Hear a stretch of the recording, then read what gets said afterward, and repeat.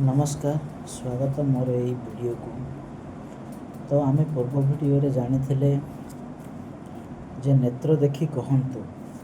आमे एई वीडियो रे जानिबा भ्रूलता लक्षण, जोटा कि मैं पूर्व वीडियो रे भी आपको जणाइथिली। आउ जे मो पूर्व वीडियो देखि नांती सी मो चैनल को जाके पूर्व वीडियो देखि पारबे। तो चलंतु आज रो वीडियो को आरंभ करबा। आमे जानिबा भ्रूलता लक्षण। जो स्त्री मानकर भ्रू मध्य भागरे युक्त सेमाने धनवती, बहु सुखिनी, स्वामी और संतान प्रिया, अन्य को पथ देखाती।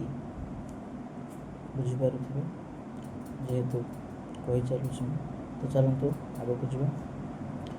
जो स्त्री मानकर भ्रूलता सरू और सरल, धनु सदृश्य दृश्यमान ओ मध्य भागरे सामान्य फांका, सेमाने सुलक्षणी, बहु सुखर मालिकाणी। तो चलंतु आगे को जिबा। जो स्त्री मानकर भ्रू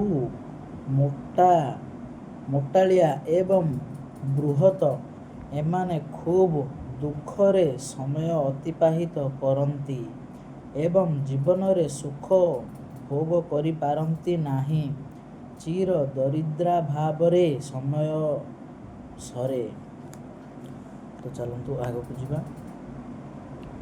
जो पुरुष मानकर बृहत भ्रू ओ ताहा धनु आकार होइथाए, सेमाने खूब धनी, पुस्तक प्रकाशक भावे संसार रे निज नामर टेक रखती।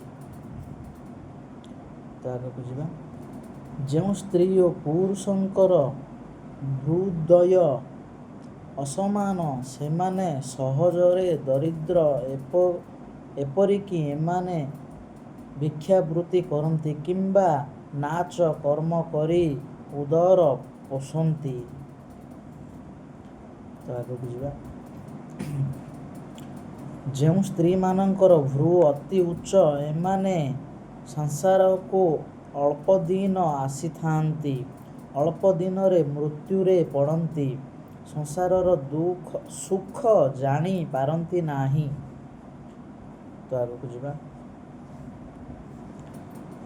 जो स्त्री मानकर भ्रूदय अर्धगोलाकार, धनु परी मध्य भागरे बहु फांका, सेमाने सुलक्षणा अटंती। तो चलंतु आगे को जिबा। आमे एई वीडियो रे जानिले जे भ्रूलता लक्षण एतिकी। आमे एई वीडियो को एठी संपूर्ण करिबा।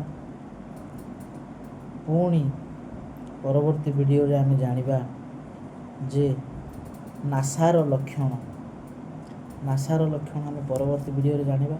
सेई पर्यंत समस्त को नमस्कार।